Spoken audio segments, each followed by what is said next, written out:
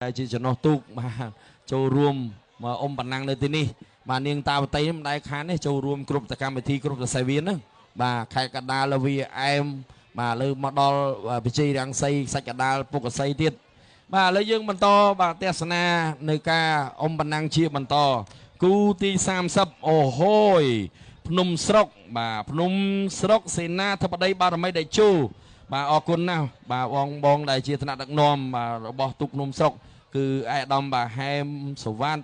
បាទដែលបងលោកជំទាវបានឧបត្ថម្ភណាទឹកសុទ្ធ200យួរដល់គណៈកម្មការរៀបចំនិងថវិកា2លានដល់ខ្ញុំជាមួយលោកគ្រូបាទអរឥឡូវខ្សែទឹកខាងក្នុងភ្នំស្រុកចំណែកខ្សែទឹកខាងក្រៅមកជុលពេជ្រតេជោសែនជ័យមកពីព្រែកអញ្ជែងបាទលេងគ្នាម្ដងមើលបាទអ្នកកោះសតិនជាមួយនឹងអ្នកព្រែកអញ្ជែងមកកពូលឥឡូវយើងឃើញថាខ្សែទឹកខាងក្នុងល្អណាស់ភ្នំស្រុកសេនាធិបតីបារមីតេជោដកហើយអ្នកមកជុលពេជ្រតេជោសែនជ័យអាមិនទេអ្នកព្រែកអញ្ជែង